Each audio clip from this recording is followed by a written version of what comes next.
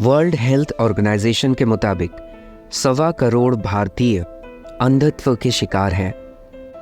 स्टैटिस्टा की एक सर्वे की माने तो 2020 में कुल आबादी की 29% चश्मा इस्तेमाल करती थी। ये संख्या 2027 तक 33% तक पहुंचने वाली है। दुनिया भर में चश्मे का मार्केट लगभग 11 लाख करोड़ का है और हर साल ये 8.5% बढ़ती है।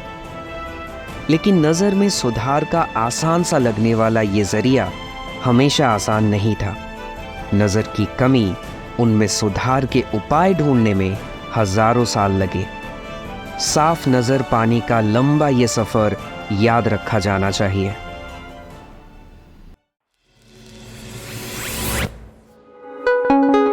Optometry universe.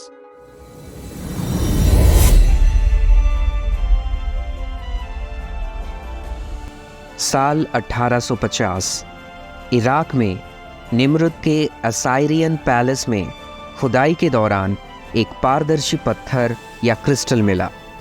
इसे घिसकर कॉन्वेक्स यानी उत्तल बनाया गया था। ये 3000 साल पुराना था।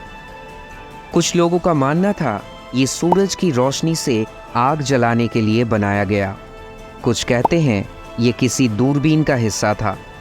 कुछ लोगों ने इसे सजावटी पत्थर कहा तो कुछ इसे मैग्नीफाइंग ग्लास मानते हैं। सन 54 से 68 के बीच में रोमन दार्शनिक सेनेका द यंगर ने लिखा, अक्षर चाहे जितने छोटे क्यों ना हो, अगर पानी भरे कांच के गोले से देखा जाए तो साफ दिखते हैं। सेनेका द यंगर रोमन सम्राट नेरो के ट्यूटर भी थे। सम्राट नेरो, जिनके बारे में कहा जाता है कि जब रोम जल रहा था तब वो सारंगी बजा रहे थे। इतिहासकारों का मानना है कि उन्हें मायोपिया यानी निकट दृष्टि दोष था और वो ग्लैडिएटर मैच देखते वक्त खास हरे पत्थर का इस्तेमाल करते थे। ये इतिहास में दर्ज पहला साफ जिक्र था नज़र की कमी के लिए क्रिस्टल के इस्तेमाल का। इसके बाद 1200 साल लगे चश्मे को आने में। सन 1286 में इटली के पीसा शहर में पहले चश्मे का आविष्कार हुआ। माना जाता है इसके आविष्कारक का नाम सैल्विनो डरमांटे था। इस वक्त चश्मा हाइपरमेट्रोपिया यानी दूर दृष्टि दोष के लिए इस्तेमाल होता था। यही वो वक्त था जब टॉलेमी का लिखा ऑप्टिक्स किताब यूरोप में पहुंचा।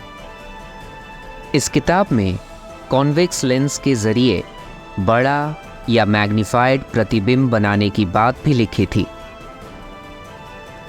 इसी समय चीन में क्वार्ट्ज पत्थर का इस्तेमाल सनग्लास की तरह और बर्फीले आर्कटिक इलाकों में स्नो गॉगल का भी इस्तेमाल होने लगा था। सन 1306 में इटली में लिखी एक किताब में पहली बार आई ग्लास शब्द का इस्तेमाल हुआ। 1352 में टोमासो डे मोडेना की बनाई पेंटिंग में उस दौर का चश्मा दिखा जो कि रिवेट किया हुआ था और सिर्फ नाक पर टिका होता। शुरुआत में ये चश्मे हड्डी या धातु के बने होते जो महंगे होने की वजह से सिर्फ अमीरों के इस्तेमाल में आते थे। इसके 100 साल बाद प्रिंटिंग प्रेस के आविष्कार के साथ किताबें सभी तबके के लोगों के हाथ में आने के बाद चश्मे के फ्रेम भी लकड़ी या चमड़े के बनने लगे। पहली बार मिडिल क्लास को मिला चश्मा। सन 1403 में कॉनराड की बनाई पेंटिंग में हो या सन 1600 में फ्रांसीसी पॉलिटिशियन फ्रांसिस्को डे क्वेवेडो की पोर्ट्रेट में भी इसी तरह का चश्मा देखा गया।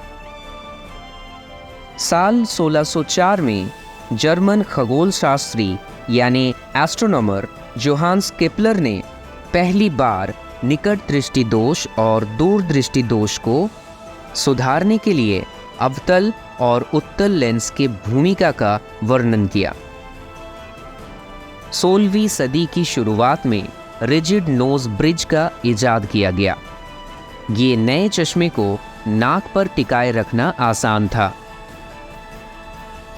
इसी वक्त से चश्मे को कान पर रोकने की कोशिश शुरू हो चुकी थी। उस वक्त स्पेन में फीते या रेशम से इसे कान के पीछे बांधा जाता था। ये चश्मे चीन तक पहुंचे तो उन्होंने उस पर भार लटकाकर रोकने की कोशिश की। आखिरकार साल 1727 में बात कान तक पहुंची। लंदन के ऑप्टिशियन एडवर्ड स्कारलेट ने ऐसा चश्मा बना डाला जो कान के सहारे रुक सकता था। ये पहला सख्त टेम्पल वाला चश्मा था, जिसे हम आज के चश्मे के पूर्वज कह सकते हैं। बेंजामिन फ्रैंकलिन, जिनके पतंग वाले एक्सपेरिमेंट ने साबित किया कि आसमान में चमकने वाली चीज़ बिजली ही है, वो अपने डबल चश्मे से परेशान थे। आखिरकार उन्होंने दूर और नज़दीक वाले लेंस को आधा आधा काटकर आपस में चिपका दिया और हमें मिला पहला बाइफोकल लेंस 1784 में। साल 1797 में जॉन रिचर्डसन, जो कि एक लंदन के ऑप्टिशियन थे, उन्होंने एक ही चश्मे में दूर और नज़दीक के नंबर लगाने का एक शानदार तरीका निकाला। उनके बनाए चश्मे में 4 लेंस होते थे। किनारे के 2 लेंस में नज़दीक का नंबर होता था, जिसे घुमाकर सामने लाया जा सकता। इसे 4 लेंस स्पेक्स कहा जाता था। ये चश्मा खूब पॉपुलर हुआ क्योंकि एक ही साथ दूर और नज़दीक का नंबर होने के अलावा ट्रेन के सफ़र के दौरान ये आँख को किनारे से सुरक्षा भी देता। मोनोकल्स और लॉर्जनेट नज़र के कम और फैशन के ज़्यादा काम आती थी। लॉर्जनेट ओपेरा और पार्टियों में खूब देखने को मिलता। एक आँख में पहने जाने वाली मोनोकल का आविष्कार तो जर्मनी में हुआ था, लेकिन ये ट्रेंड में आया 1814 के करीब। इंग्लैंड और रशिया के रईसों के फैशन का हिस्सा बना था ये।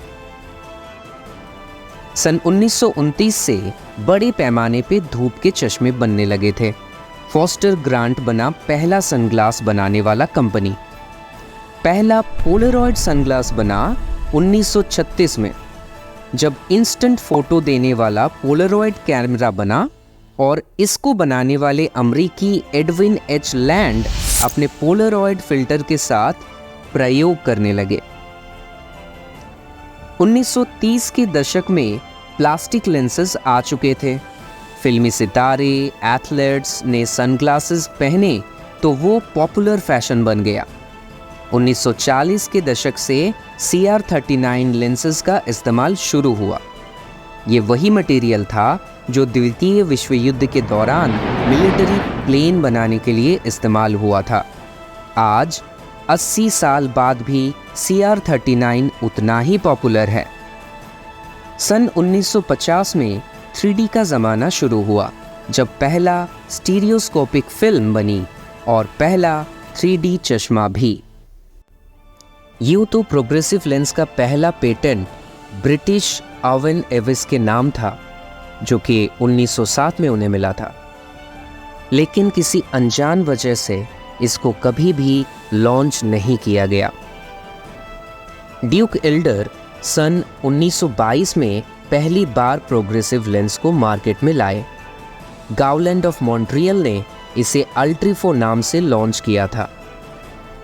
आधुनिक डिज़ाइन का पहला प्रोग्रेसिव लेंस था वेरिलक्स, जिसे साल 1959 में फ्रेंच कंपनी सोसाइटी डेस लुनेटरीस या SL ने मार्केट में लाया था।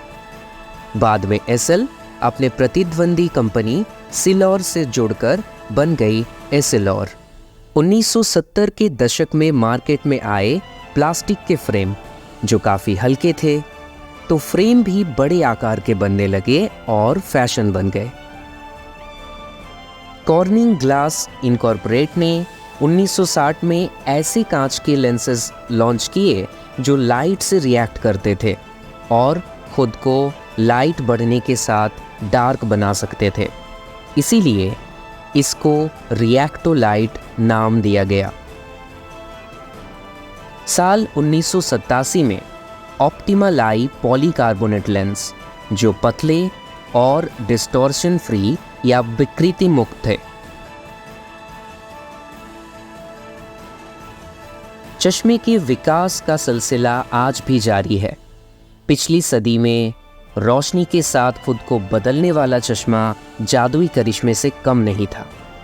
कुछ साल पहले तक कल्प विज्ञान की कहानी वाला कंप्यूटर जैसा काम करता चश्मा 2013 में हकीकत बना, जब गूगल ने अपना स्मार्ट ग्लास लॉन्च किया। इसकी संभावनाएं इतनी विशाल थी कि गूगल को इसे बंद करना पड़ा। आने वाला कल कौन सा करिश्माई आविष्कार लाएगा, ये तो वक्त ही बताएगा, जिसे देखेंगे हम आने वाले कल के चश्मे से। आपको ये ऐतिहासिक सफ़र कैसा लगा? क्या कुछ छूट गया, कुछ कमी रह गई, या अच्छा लगा? हमें कमेंट करके ज़रूर बताइएगा। चैनल नया है, इसलिए लाइक और सब्सक्राइब ज़रूर कीजिएगा। इन किस्सों को आगे बढ़ाएं और शेयर करें। तो मिलते हैं अगली वीडियो में लेकर कुछ और जानकारी आंखों से जुड़ी, यानी ऑप्टोमेट्री से जुड़ी। Optometry Universe.